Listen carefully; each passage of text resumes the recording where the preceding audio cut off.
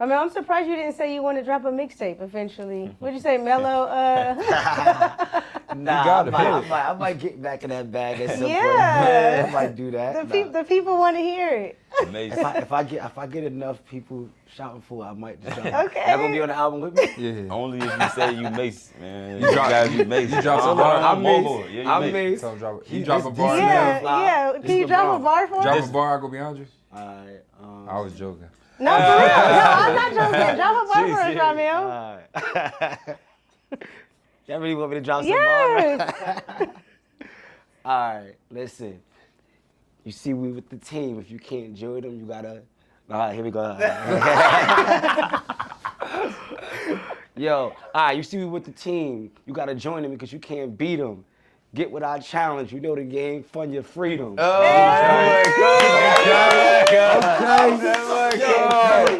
Yo, make sure you go and copy a ticket because we getting you the bag. You know we coming with it. Hey. So we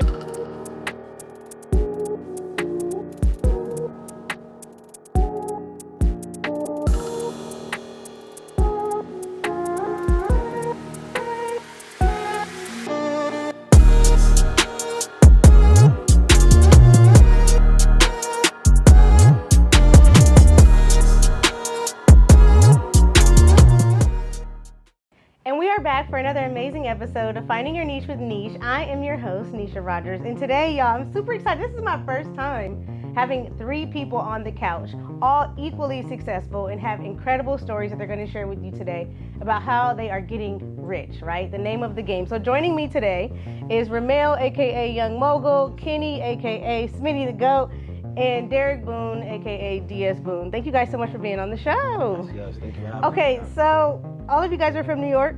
Nope. Philly? I'm just Chicago. Okay, so Chicago. You're from New York. Yeah. Okay, well, I have been watching you guys' content, and I'm trying to figure out, are you guys like the new Power Rangers of like funding and like, I'm saying that because you guys have collectively started to change the game and you're making waves and making noise in what you're doing in your industry. So congratulations on that. Thank you. appreciate it. I'm also not going to steer past the fact that you're from New York and you look like Mace. Like, I'm not going to sit here. I'm not going to sit here and like not talk about that. You gotta see our group message. This is every day. Wait, are you Mace? Are you Mace? No, I'm not Mace. This every day. Yeah, I get Really? that joke all the This is time. Mace. Every day. That is so That's funny. Mace. That is so That's what his funny. name says in my phone. Yeah. Really? That's my family though. Oh my God, yeah, you look just like him. Nah. But anyways, Hey, my speaking of popular people, like I said, you guys are making noise. Talk to me a little bit about the inception of like how you guys all came together. I know you have some synergy with what you do, but what was the first initial, hey guys, here's the play? Who started that? Yeah, so it was me. I'm from New York, right? So I'm the only one that was in my circle that was really, thriving and wanting to go on this entrepreneurship journey. And when you get to a certain level, you need to be around other like-minded individuals. So I'm on Instagram, and that's the power of social media, right? People say, yo, shoot your shot in the DM. This sounds crazy, right? But Yeah. I'm on Instagram, and I'm looking around trying to see where I could connect with different people, and he from Philly. So that was just a 2-hour drive from New York. So I hit him up in the DM, like, yo, bro, let's connect, let's build. It took him a minute for him to get back, you know what I'm saying? So he finally hit me back, and we got together, we started doing some things together. And then we did a class together, and we impacted so many people. It was great success and things like that. So we said we want to go bigger and better. And I already had knew Smitty because we was in a mentorship together. But we said we need to add more power to what we got going on. And then boom, actually was like, yo, Smitty the GOAT. I see he been killing this. Like, let me call him up. And we all just we all seen each other and met each other through mentorship. But we wanted to make it intentional to come together to do something that was bigger than us and collab. And that's how it's really kind of been. No, I never even said this before, but I'm glad he wasn't like me. I'm Yeah. talking about he was DMing me a couple times. I just was like sending them all. Why? All right, come on, don't do No, he did me twice. Let me put it like he did me twice. And I was replying back, but every time he said let's get on the phone, it was like Yeah. You was just curving him a little. Yeah, so I take that back. My fault. But when I called him and said let's do something, he was with it. So I'm glad he wasn't like me, because then this probably the whole thing would have been delayed. Yeah. Yeah, I was doing a lot by myself, and I know that we like to think about collaboration over competition. So I wasn't really looking for it, but I was always like, man, I need to collab too, because I need to be making sure we just. And then collab. it just all made sense. Yeah. As soon as I called him, he said let's do it. Wow, I We was love on the phone that. for 10 minutes. He said, let's do it. Those are the best kind of conversations, I think. My favorite feeling this year that I've kind of been like proclaiming is the feeling of being ready. It's like my favorite feeling because there's nothing like it. When you get kind of like, when opportunity kind of meets this expectation of excellence and they kind of align together, it's like the best feeling. So it feels like all of you guys are ready for this moment, ready for this opportunity for what you're doing. And you've been making really significant strides in your specific industries. So for people who are maybe novice or don't know who you guys are and what you do, kind of give like a brief rundown of who you are and what industries you're in. We'll start with you, Boone. So my name Derek Boone. Pretty much everybody call me Boone. Philly real estate investor. Right now we about $7 million worth of real estate. We do all, not all, but 90% buy and holds. So we just rent out all our properties, duplexes, triplexes, 4 units and stuff like that. I got started in 2017. We started out just as a real estate agent, just selling houses. Then we went to wholesaling properties, which means I'm just middleman houses. He want to sell something, he want to buy. I put a little fee in between. But the thing is, people like him was getting rich, and I'm just making 10,000. Sometimes we did deals was like 70,000, but majority he was making more of the money. And it's not that I was hating on individuals like that. Yeah. It was more so like, dang, how do I get on that side of the field? So in about 2019, that's when I said, all right, let me start buying, and then that's when we just took it from there. I love that. Okay, what about you, Swinny? Yeah, so I'm in the credit field, business credit field, but we teach you like how to leverage it to make you some money, how to leverage it to start building wealth. So how I got started was I had bad credit. That's how I started, and I couldn't get approved for nothing. So I had to start learning it, and when I started learning, I got intrigued about it. It was something new, something I didn't know about. So I had to bring my credit up from 400 to 800s. But then once I'm infatuated with money a little bit. So as soon as I got the concept of credit is money, or I can get approved for X amount of dollars if I meet these requirements, and I fell in love with it. So now I specialize in getting capital for your business. Being able to get you 100,000, 200,000 to be able to but also now put you in a position to leverage it to make you some money, not just have it, but to do something with it to make you some money. So I specialize in that category. Super dope. Yeah. I'm in the commercial real estate space, so I buy, sell storage facilities, and that's what I do. I teach, train, and mentor other real estate professionals how to do the exact same thing, but I started out in real estate 9 years ago. So, coming from where we come from, all you want to do is be a rapper, right? An athlete, entertainer, and none of those things work for me, right? So I said I got to find something else, and that's how I got into real estate, back in 2014. I closed my first deal, made 6 figures, about 25 years old, and hit the ground running. Started buying self-storage facilities 3 years ago, and the rest is pretty much history. Wow. Yeah. Speaking of history, just because I'm interested, what's your rap name? My rap name was Mellow Bucks. Mellow Bucks? Yeah. Okay. That was my rap name, because my name Ramel, and they call me Mellow. Wow. But don't go YouTube and Google it, because you're going to see the videos pop up. They still on YouTube. That's funny. Yeah. No, so I think that's really cool, and I love kind of like the inception of what you guys are talking about, the come up story, right? Everybody loves a good come up story, getting it out the mud. I'm interested to know that, because I think the paradox of thinking about where you were and looking at where you are is a key factor to continuing to be successful and serving as momentum to not go back to that. So do any of you have an isolated story that stands out to where the moment you realize, okay, I'm broke, I have lack, I need to change my life right now, and what that was like? I know for me, before I got into real estate, I was working in a retirement home. So I was making $10 an hour. And so what that exactly is, it was like $600 every 2 weeks. Oh. Yeah, that's after, I think before tax, that was after taxes. So that was not doing anything. And how you just had that moment, it's like, all right, I'm tired of having $50, $100 at the end of the check after you pay the bills and stuff like that. So that was that exact moment where, okay, we on lunch break, but we all in here broke. Yeah. That's when I started just Googling real estate books, doing different things, listening to podcasts. And it's funny, I would go, instead of going lunch break, I would go sit in my car just to listen and learn stuff. And then that's when I went to a class, and everything changed after the class. Wow. Not even that class specifically taught me everything, but it was like, y'all learned something, and I got addicted and it worked. So I just kept going after that. I love that. So you went from making $10 an hour to a $7 million portfolio? Basically. That's hard.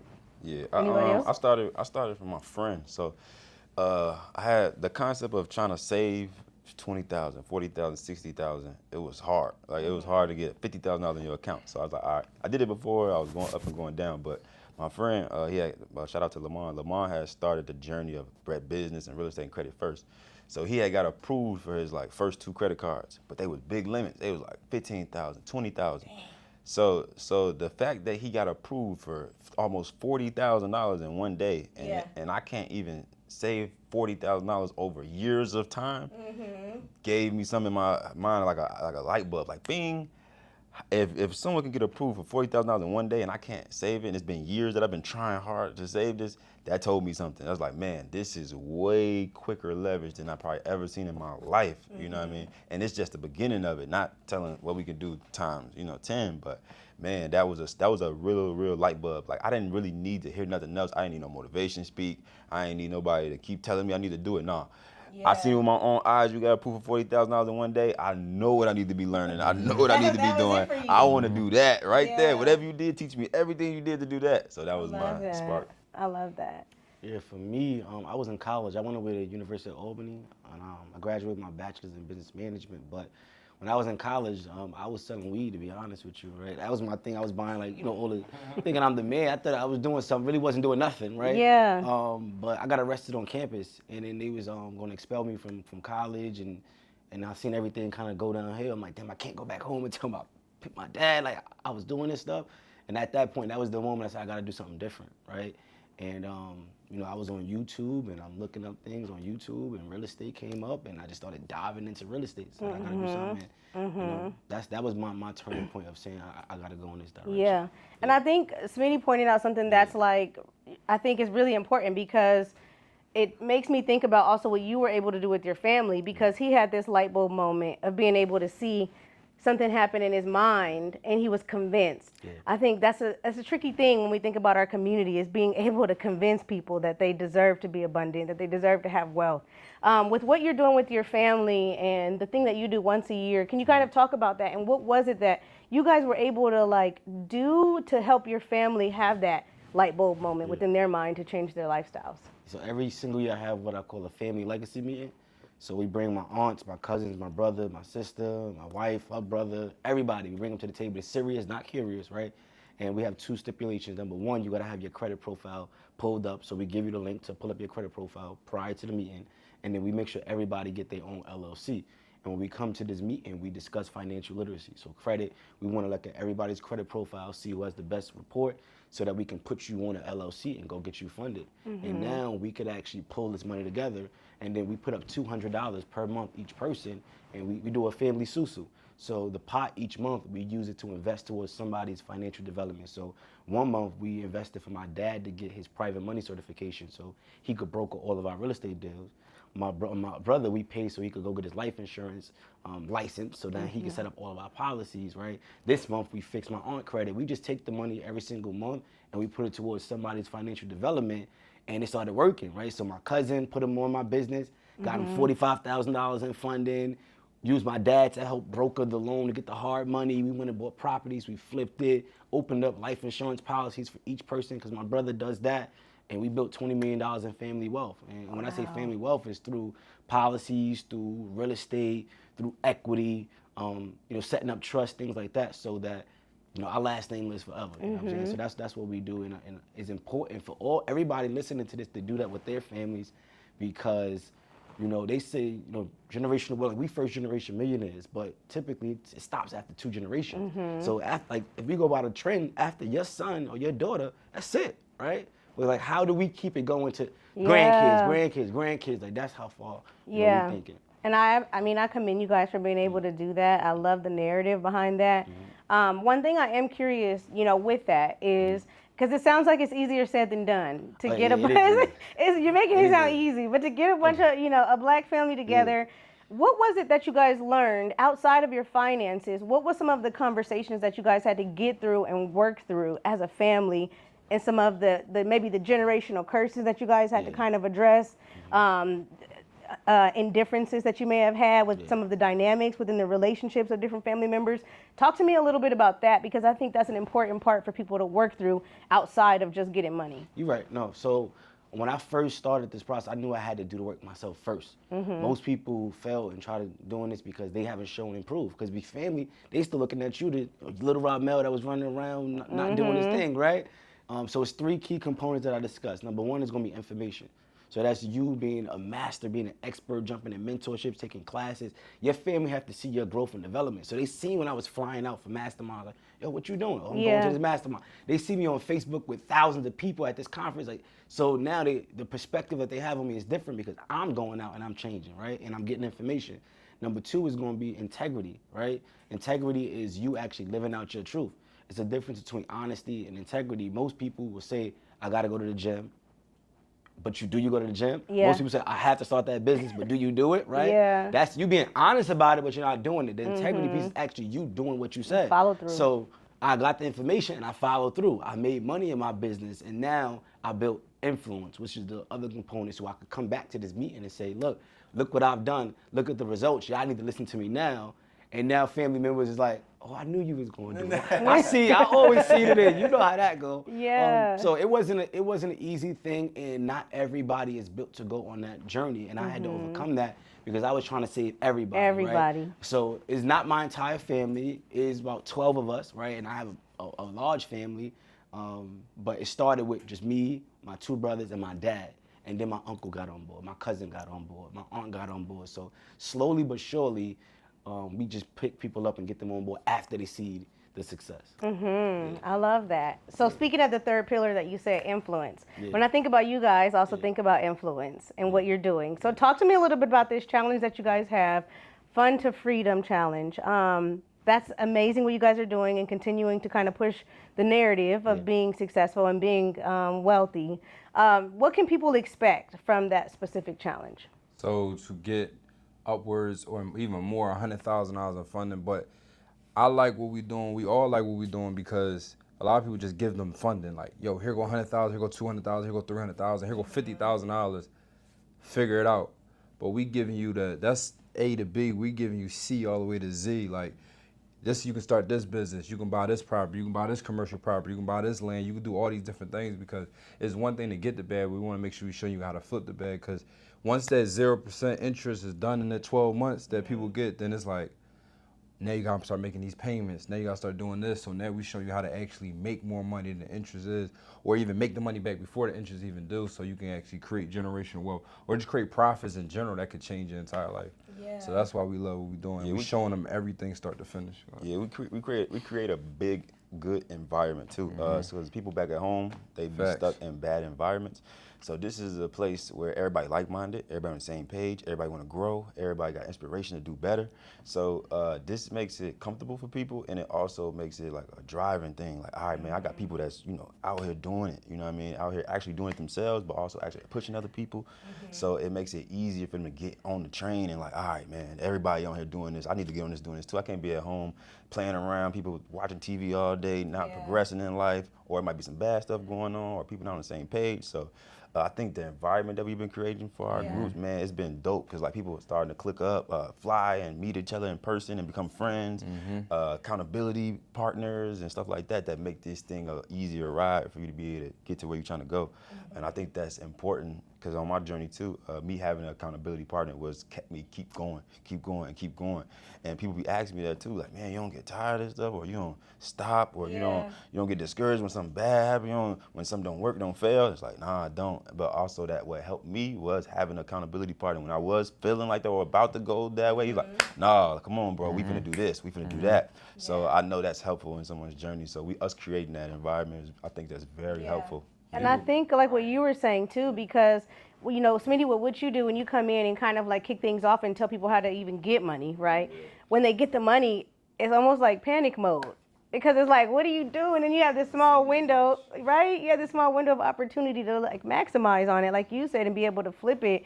So I'm interested to know, like, what can people prepare for mentally when it comes to, getting this incredible, abundant amount of money so fast? I know the first thing would be is money not a problem. When you get done getting teaching from me, money's not the issue no more. So now your other issue is going to be, all right, what I'm going to do with the money? That's the only problem you're going to have when you get done learning the concept of getting access to the funding, which LLC and stuff like that. But that's what we got, my guys. Yeah. Speaking of getting money and what you do with it, You're in real estate. You're in commercial real estate. Talk to me a little bit about that industry and how people can maximize off of that. So I love both our lanes, but my lane specifically because it's like a stepping stone. So for example, like I bought properties with no money out of pocket, 10,000, 5,000, 15,000. So he can show you how to, like we just talked about one car at $15,000. So what he can show you, you could take just one of those plays and buy your first 3-bedroom, 2-bath house, or first duplex, first triplex that can cash flow each and every single month, or you could flip it however you want to do. And it's an easier barrier entry for someone just to get started because it's like I don't need hundreds of thousands of dollars. It's like, oh, dang, one credit card can help me get my one house. Like I bought plenty of houses with less than $10,000. So now it's like, okay, this is something we can do, and it's not as hard, finding them type of deals online or just with a real estate agent or on your own. So that's what we show you specific on this. But then I love it even more because then once you do one or you do two or do three, it's like, okay, I got the hang of this, I got the flow of this, I got some properties cash flowing. Let me take it up because, in entrepreneurs, we always want to elevate. What's the next level? Even for you, what's the next level? How can we expand this even more? Then we can pass it on to my guy, okay, now you get the blueprint to do the part two if that's something you want to go ahead and do. Yeah, so everything we put together is a full blueprint. That's why you said, like, literally, we taking you from A to Y. They just got to do the Z, right? Because they get the funding with Smitty, break that down, how to set up your business, how to get the capital, and then Boone is breaking it down, how to get into real estate on an entry level, like no money down. But now you learn the foundational skills, you understand evaluating, you understand making offers. There's a lot that goes into real estate. You just don't buy property, right? But now it's about scale, right? How do we make sure that our families, like it's set, that's how we think. How do we make sure? So once you do that process, now you can reinvest and go into the self-storage business, right? So self-storage is beautiful to me because we create multiple streams of income out of one acquisition, right? So when we buy a self-storage facility, not only do we make money by renting out the units, we make money because we partner with the insurance company, right? And we also partner with U-Haul, where U-Haul comes in and does transportation. We have a local moving company we partner with. So we provide multiple streams, but now you done took the money, you done flipped it, you bought an asset, and then now the other component that I love about what we're doing is representation. Because when they see 3 black kings young with no egos coming together, because we could have, I'm doing my own thing, we all want to be the star. No, we're going to come together. So we want them to have that same concept to, in the group, come together, go buy these bigger assets, because that's what everybody else doing in these other communities. They buying these big buildings and developments together. So that's kind of. I love that. I think too, what is awesome about you guys' story, and I had a really like what would you call it? Not a debate, a healthy debate with somebody, whether or not people can change or just become better. And so I think with the level of success that you guys have been able to accumulate, would you say that you've changed, or would you just say you're a better version of yourself? What has the increase in wealth done to who you are as a person? I think money just expands what you already are. So if you're a good person, just broke, you're gonna be an even better person when you have money. But if you're a horrible person, even without money, when you get money, you're gonna be a bigger asshole. That's just how I look at it. So I already was a good person. When I started making money, I just do more stuff, more give backs, help more people out, do more things. How can we change more lives? And that's the same for all our guys. Like, even what you said, we said no ego, like, we might get on these things like, all right, who gonna be the star on this thing? Like, no, I don't wanna be the star, you be the star. But it goes back to before we even had money, we wasn't trying to be, not try to be Jay-Z as far as we want to belittle ourselves, but like, oh, it's not that deep to me. Like, I want to help more people. Like, if I'm a star in the midst of that, but that's not the first thing. I'm not just trying to be a star to be an asshole. I just want to be a star to help more people and have more impact. Yeah, I love that. Yeah, I think I changed. I changed completely. Really?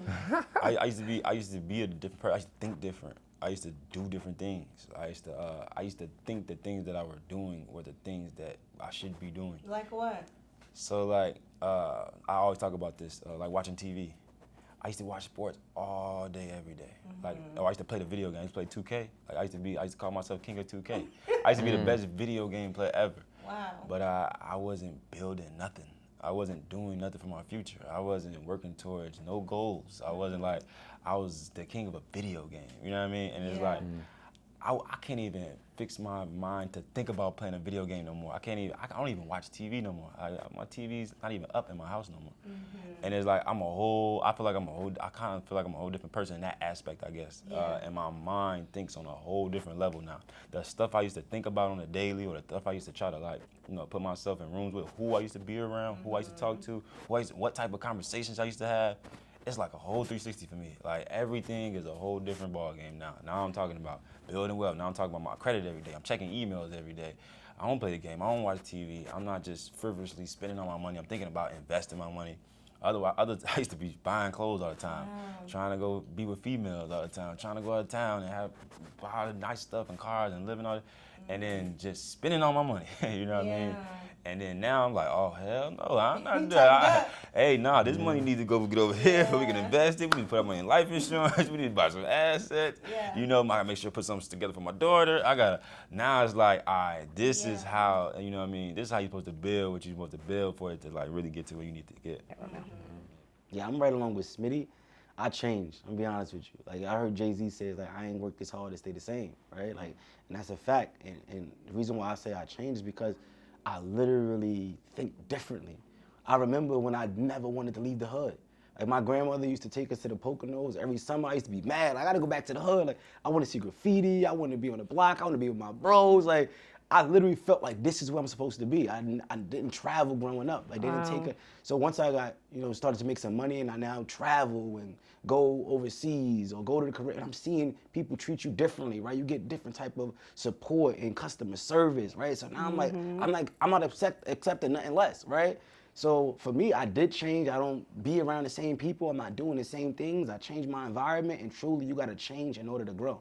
Yeah. It's the bottom line. Like some people, you could get money, because I know people that's in the streets right now that's getting money, but they ain't changed. They get money and it's only in the same spot doing the same things, getting worse. So you have to get money and still change. That's why personal development is so important, and we add that to our program because we know we get somebody the money. And if you ain't changed that mindset, you know you in Miami blowing it, and you done. You done. Do you get people like that, Smitty? Like they get the money and they don't? I'll give y'all a story, and that's why I'm glad I did this part because when I first started teaching other people, so when I got my first glimpse of money and I understood it, I mastered it, right? So everybody started asking me how I did it. So I started explaining to people. I started doing one-on-ones. That was my first thing. And one of the guys I taught, man, I gave him the layout, man. He ran it to perfection. He did exactly what I said. He set his business up correctly, properly, and then he got access to the money. He came back and said, Smitty, man, thank you, man. I got my new Rollie. I got a new Range Rover. I got new everything, man. I've been wanting this forever. And I was like, all right, that's dope, man. All right, now, what business did you start? Where else did you put the money so you're going to make the money to pay this stuff back? He like, man.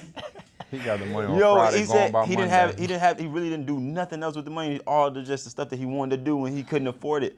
And I was scared for him because like I put him in this position to do that and I didn't put him in the position to use it correctly. So now I had to stick it out with him a longer ride, further than what we were doing because I understood that I kind of put him in this position. I just felt bad. Like I'm like, damn, okay, so I had to flip the script. I'm like, bro, no, like, oh, no, you cannot be doing that, bro. You got to pay this money back. He's like, no, I'm going to pay it back over time. I say, how?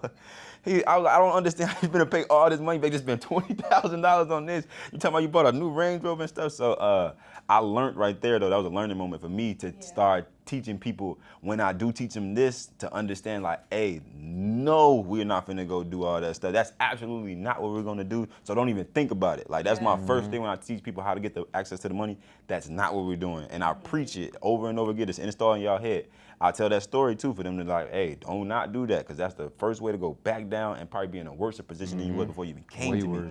You know what I mean? So that story really started grooming me to be able to teach people that we have to make this money and then, get access to this money, leverage it to make you more money. That's the only thing it's for. Use it as a tool to make you more money and get that concept in your head. Yeah. 2 words stuck out to me as you were saying that point, positioning, and then just, recently at the tail end of your story, grooming. I think those are 2 very, very key things and techniques that you need to have. All of you guys have children. Yeah, so when we think about positioning the people that come behind us or just the people that are trying to help us, what are you guys doing intentionally as fathers when you think about your seeds and how you're positioning them for success and what it means to you? My son, he always with me. Like, we going through houses, we on Zoom, we look on the closings, we doing deals. And I talk to him like I'm talking to y'all. Like, you know, sometimes I have a little kid voice, but I'm literally having a conversation. How was your day? How was your day at school? Like, you know, this is a house. He say house. This is a property. He say property. A little funny money, but so I think like you see a lot of billionaires and their kids end up becoming successors. Yeah. But they might have been in a lot of other cultures, like for example, like you might go to a cleaners, let's say it's ran by Asians. The kids be working in the back, and they go ahead and run those companies, those businesses the same way that mom or dad did it because they were in there from day one. So that's my thing. I want my son to be around me a lot. Even when we have like networking events, he's right there seeing me speak on stage or do different things. So he sees like, okay, this is how it goes. And then also when it's his time to take over stuff, he sees like, okay, this is not something that just was given to me. I see how it worked because I was a part of him while it was being built. A lot of times I see people that like inherited properties and they literally lost them. I'm the ones buying them off them because this is free money. Let me just sell it and get my little $50,000 go by my day. Yeah. Because they weren't a part on when the down payment had to go down to buy it, when he was fixing it up, when he was dealing with the tenants or whatever. So they lost everything. So I want him to see, okay, this is not, it's not super duper difficult, but it ain't easy either. Yeah. So I can respect it a little bit more when his time comes. Yeah. What about you, Ramel? So I'm doing a few things. Number one, like I bring my family with me all the time. Like if I'm going to a con, yo, bros, we on the road. Well, I got the family with me, right? And I bring my son, 2 years old, but he be in the conference, right in the back of the conference, right? Just seeing all this stuff. Probably don't know what's going on, but exposure to that environment is so important. And I'm having these conversations, taking him to the closing table. So I want him to be able to look back and see the pictures. Even when we do content, it's not just about putting out social media for other people to see and sell programs. It's like, I want to document it so when he get older, he be like, yo, I was in these rooms. I see what was going on. It's bigger than that. And then from a family legacy standpoint, right, we set up the trust and I got life insurance policies for both of my sons, but taking it a step further, laying out how they're going to distribute the money, right? So you don't even get this policy money until you go and get this education, until you start this business, until you laying everything out and setting these expectations, because we could do all of this work and then pass down the wealth and they could lose it all because they didn't do the right work, right? They don't have the understanding. And we're in the real estate business where we, unfortunately, a lot of the properties that we find is from people that pass down properties, they don't even want it. And we like, damn, you just throwing away your family wealth. Throwing away your family wealth. We picking it up. So I don't want that to be our family wealth. So we gotta make sure our kids educated. Wow. They start calling as the parent died. I did a deal. The guy just died in a house. Oh man. 6 hours ago. Blood live. They called, hey, look, we got this house. You still done with the funeral, but next week we going, we can put things in motion. I'm like, dang, he cold still right there. Dang. I don't waste no time. That is sad. Were you gonna say something to me? Yeah, my daughter, she love credit cards already. Like she would talk. If I ask my daughter what type of credit card she wants, I want the gold one, I want the silver one, and what's the other one you always have, the blue one? She always talking about credit and business now and doing meetings. At first, she used to always talk about being a princess and stuff like that. Now she talk about opening businesses already. She like, I just want to own business like that and stuff like that. Also, when I be doing content and stuff, she learned from me setting up my camera and talking in front of a video. So now she want to be a YouTuber, and she good at it. She like a 6-year-old, and she can do a whole layout of a YouTube episode. Say her name, say what she finna say today, say to subscribe to her YouTube channel. You know what I mean? So she already have her own way of doing things before like she's, even 10 years old. Also things that I'm gonna set up for her with just my knowledge and being able to, I'm setting up businesses for her already that's gonna age and get years of age before she's even 18. Being able to build her credit as in putting on all of my things as authorized users and stuff like that when she gets to a certain age. So basically be able to build ahead for her so that when she is at that moment, she's ahead of the game. Because I know most black families, our parents was putting stuff in our name and we coming from negative. It's like, we couldn't even start on the ups because we're getting held back by some Comcast bill and stuff like that. So flipping the script on that to be putting her ahead of the game. Now she's gonna come in with a 5-year LLC with a 750 credit score, being able to get access to funds to start any business in the world that she wants. And I love that, being able to put that in her position That's to do that. beautiful. Is your daughter hilarious? My daughter's 7 and she's she like... is. She is. She got a personality, man. She with the camera stuff. She love it. She embrace what she is. She beautiful, man. I saw that video in the mall. Nah, yeah, I was seriously. cracking up. Y'all in the mall. Yeah, she be dancing, man. She got her own little stick. Yeah, that age is super fun. Okay, so when we think about what you guys are doing with the Fun to Freedom Challenge, how you guys are helping people come up and positioning them, what is it that you guys want people to walk away from this challenge changing or doing? What is the end result of people coming? I'm always doing. I love execution. Like, do it now, not tomorrow, not next month, not next week. I understand the success rate when you act in speed. So we always say success loves speed, and acting now. Like, now stands for no opportunities wasted. And the more you don't do it now, the more you're wasting your opportunities. And we don't got all that much time to live like we think we do.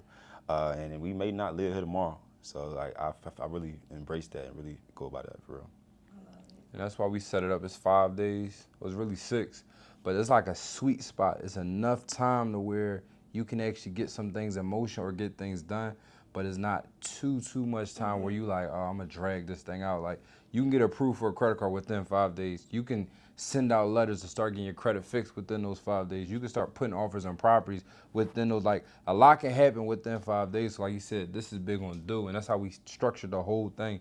So like, it's no reason why you can't do something. Your credit not good, he gonna show you the template so you can start fixing your credit that week. Start the process.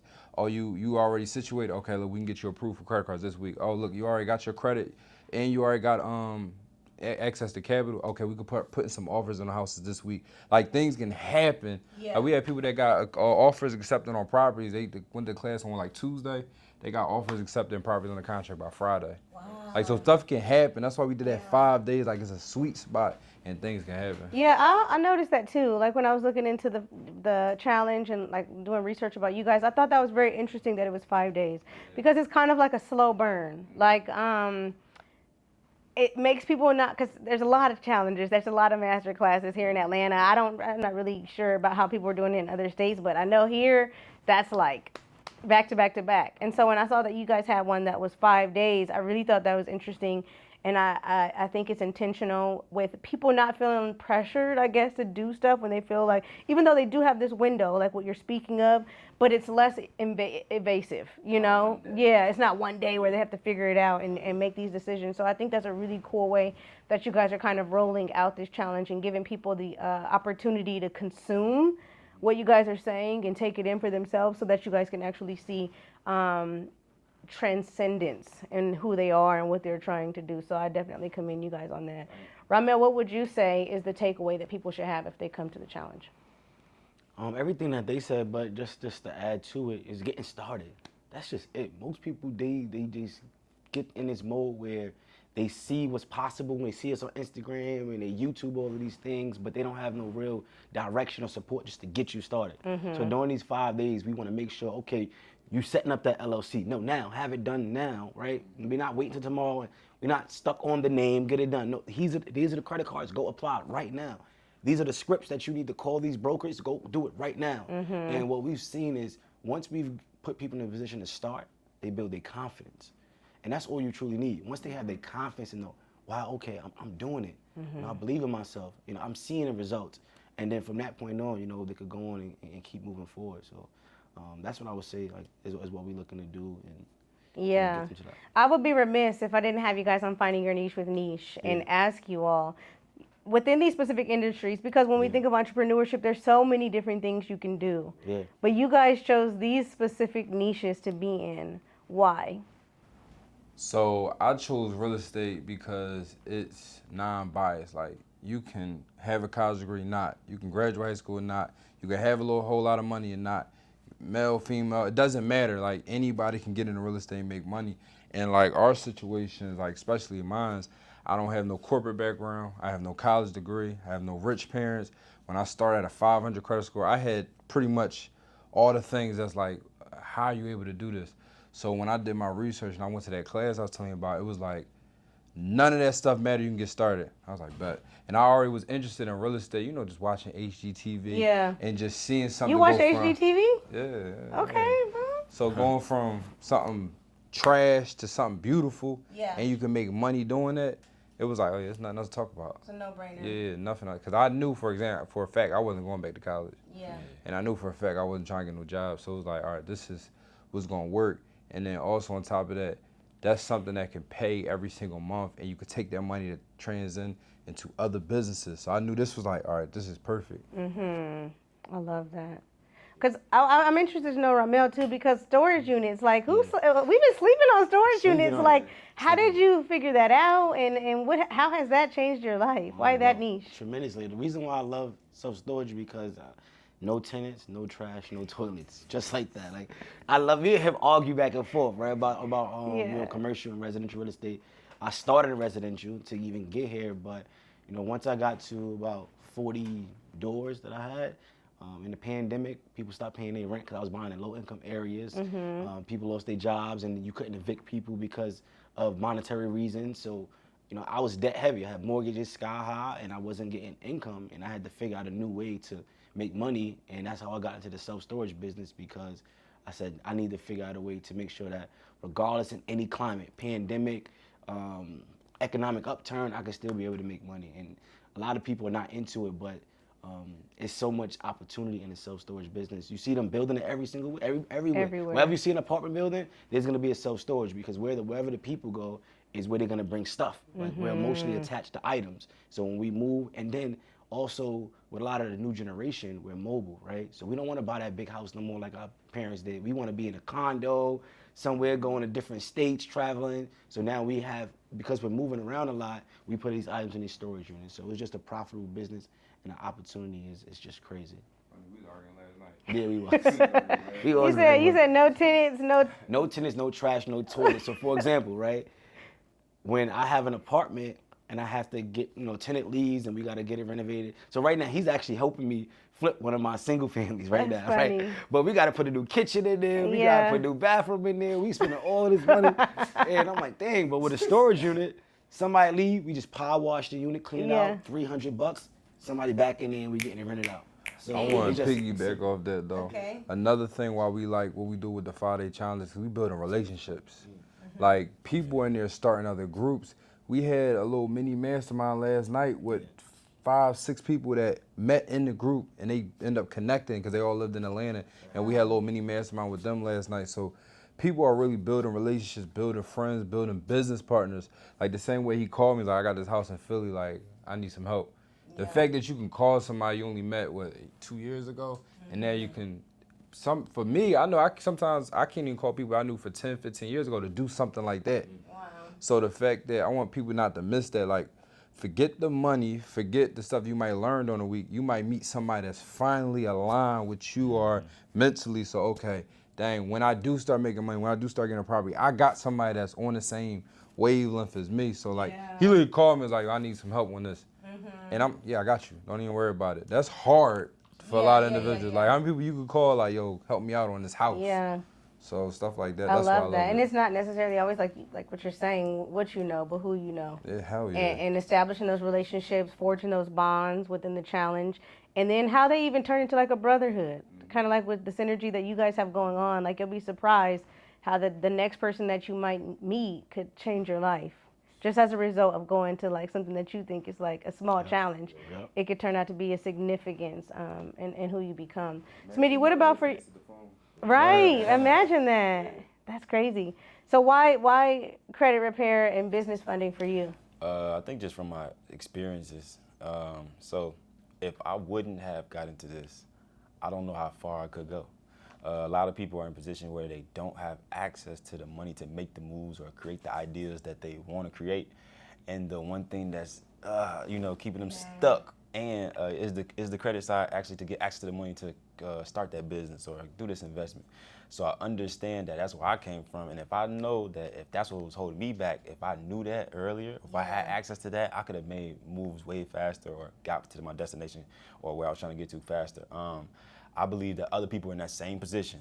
Man, I got this great idea. Man, I want to invest. Man, I want to start a business. I do not have the money. I cannot. The job is not making me enough money to live my life, take care of my kids, pay my bills, and then invest into my business. You literally can't do it because the stuff is so high now. So if other people can be able to understand the concept to get access to money and use other people's money to do these type of things that you want to do, I feel like that can change other people's lives too. Yeah. So I just understood that if this could change my life, I know there's other people out here that's in the same predicament.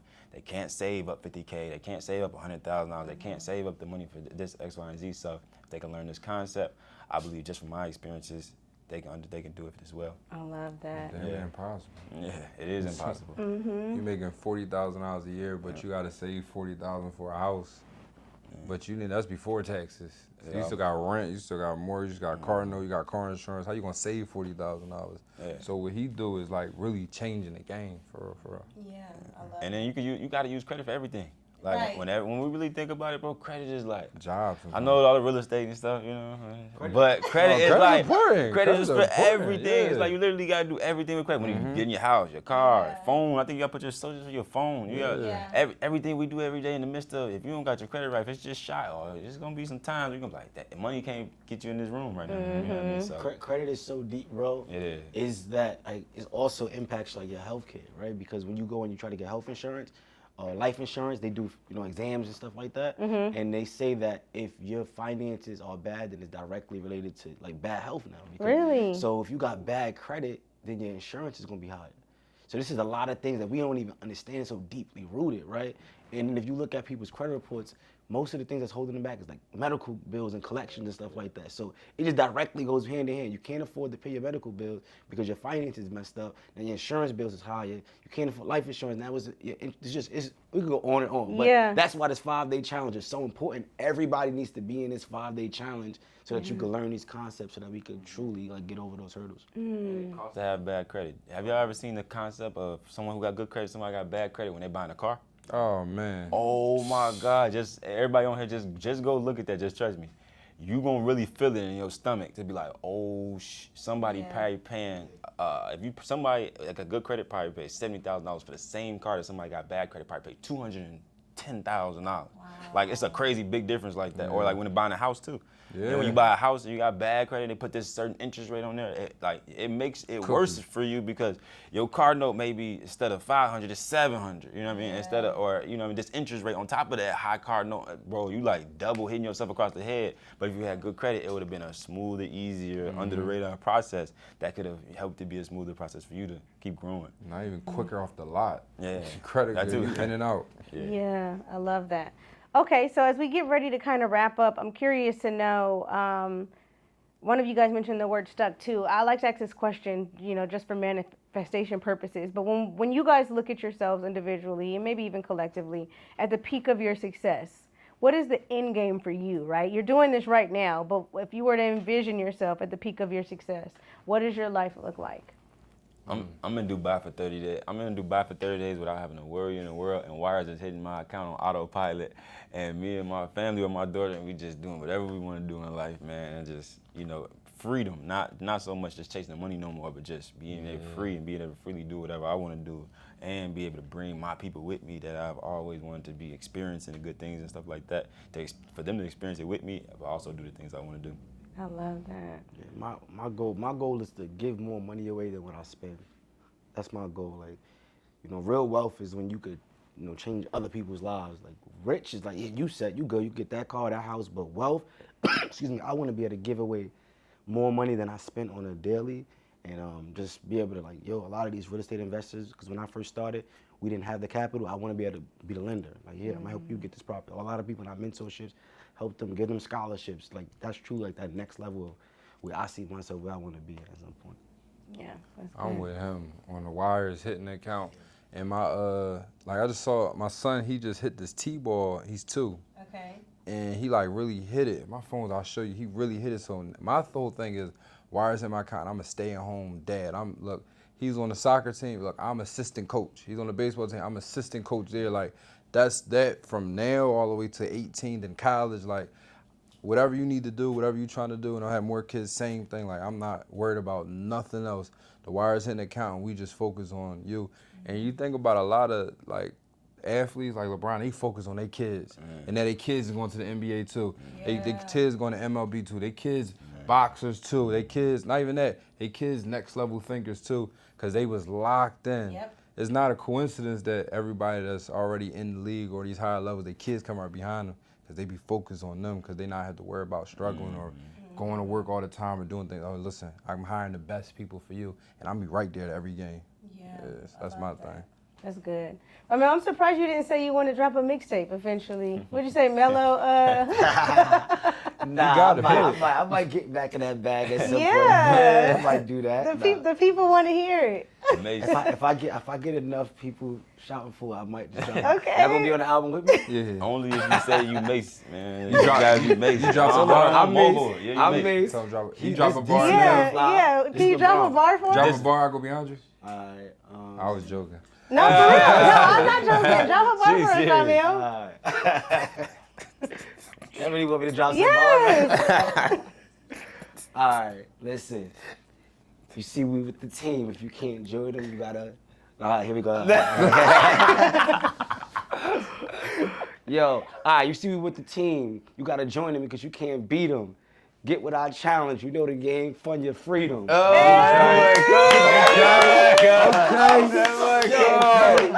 Yo, make sure you go and copy a ticket because we getting you the bag. You know we coming with it. Yeah. So we got Mace over here. You know this LeBron. I was about to say, This low-key LeBron, LeBron. boy. You know we got LeBron and Mace. We good, man. We good, man. We No, good. congratulations again to your success and what you guys are doing. I commend you all. I'm going to continue to root for you all and stay connected and tapped in to what you guys are doing. For people who hear about the challenge and want to get involved, what's the best way for them to do that? Go to letsfundyourfreedom.com.